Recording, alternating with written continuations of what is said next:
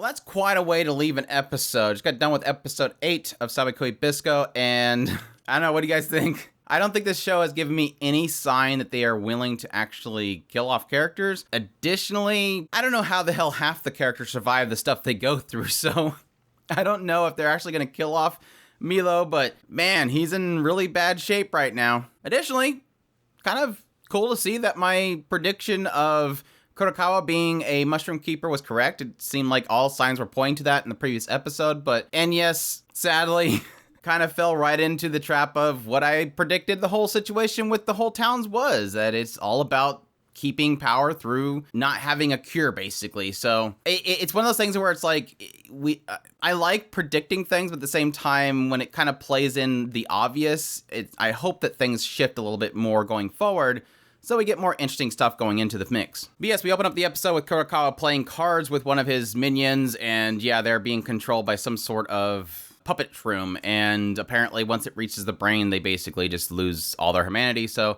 basically showing us more of how terrible Kurokawa is, obviously. And yeah, that's when Milo shows up and does a pretty good job kind of taking everybody down. He uses a mixture that is able to pretty much gas everybody. That doesn't affect Kurokawa, because again, we kind of assume at this point he's a mushroom keeper, so he's kind of aware of this stuff. Kurokawa gets the upper hand, gives him the puppet mushroom, which basically makes him controllable, and tries to get the information out of him on how they made the Rust Eater. Which, as Bisco arrives, we come to find out, yes, this whole thing is about Kurokawa trying to keep control over the people.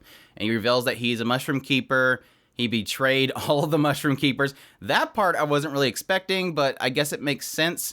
But essentially, Kurokawa, over the last few years, has essentially made it to where everybody does not trust the mushroom keepers, because he's the one that's actually been spreading the lies throughout the land in order to create control. But interestingly enough, he wants to know how the Rust Eater is made, because he wants to actually sell it to get more power into the central government. Yeah, I guess we're supposed to assume Milo is shooting Bisco in the legs.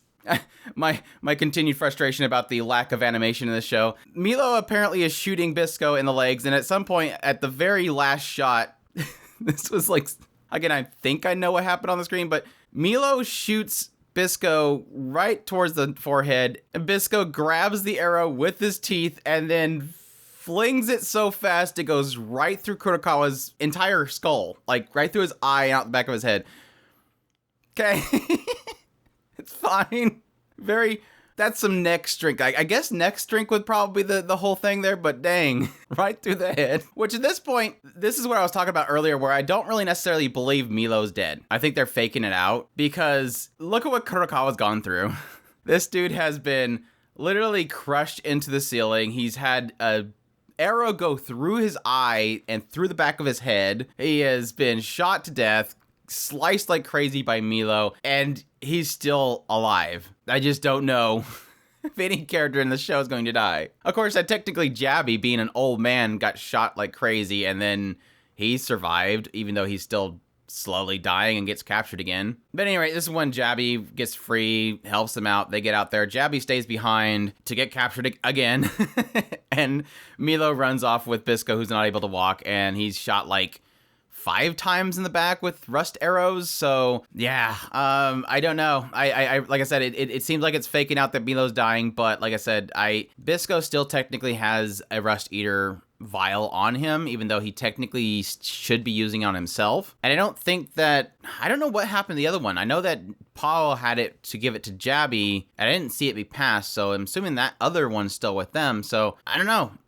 Maybe they might have grabbed some of the mushrooms before they left the building, because obviously Kurokawa had a whole bunch of them, and he was wanting Milo to show him how it's done. But my prediction is the next episode opens up and Chiruru has both of them inside of some cave somewhere, and she's trying to tend to them, and then Bisco wakes up first and gives the vial that he had to Milo, and then they'll have to just worry about Bisco being nearly dead for a while. Because we have to have Chiruru show up like once every other episode. Well, unfortunately, we haven't really had her in 2 episodes now. Rough. So some key points in this episode. First off, very interesting to see that Kurokawa has, like, the guts to actually broadcast what he did throughout this entire region. Now, granted, if he's broadcasting to a region, there might not be any actual living people out there. It's not indicating that he's broadcasting to not only his hometown, but to everywhere else, but still, that's a lot of guts. Because technically, in that broadcast, he pretty much revealed everything to whoever could be watching. Plus the fact that he's torturing a woman that is technically a captain of the guard. Jabby making an acid mushroom out of a dead rat was very interesting. Now, note, he used one of his beard hairs, which, yes, isn't blood, but still the idea of something from a mushroom keeper causing something to activate, which makes me wonder if maybe the shrooms that Bisco creates with his arrows uses like maybe hair strands or something like that in order to activate those as well. But at that point, not sure why they wouldn't have known that about the Rust Eater to begin with. When it comes to Kurokawa, yes, technically called the fact that he's using it to control the people, called it for benefit of themselves, called it for the fact that he's a mushroom keeper. I am still holding hope that they'll do something interesting with him, despite the fact that he's gone through basically everything that should kill him, but he's still alive. Shonen was nothing new here. But I think the interesting thing might come out of that lead up to him betraying the Mushroom Keepers.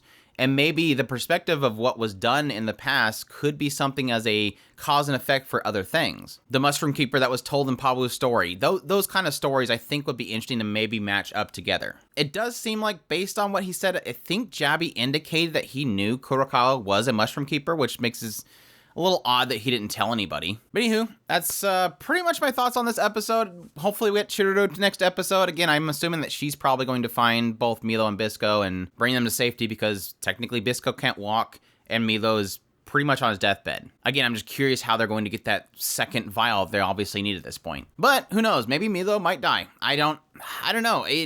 I wouldn't mind a Bisco Chiruru team going forward. I mean, I never really felt like, I think Milo served his purpose as being kind of like the soft nurturing type to change Bisco's perspective on things. But at the same time, pretty much the first few episodes was like really solidly built around the idea these two would be traveling together. So I'm not really sure.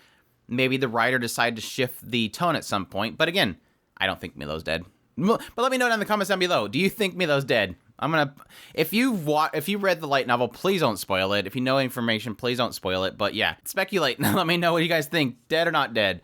But anyways, I hope you guys enjoyed this video. If you did, leave a like down below, comment, let me know what you thought of the episode, subscribe if you haven't already, share this video if you can, support us on Patreon through our tips link in the description below. We definitely appreciate everybody does. There's also a Discord link down there where you can join if you love anime and you want to talk about anime. There's also a channel for Sabikui Bisco that we're currently discussing in there.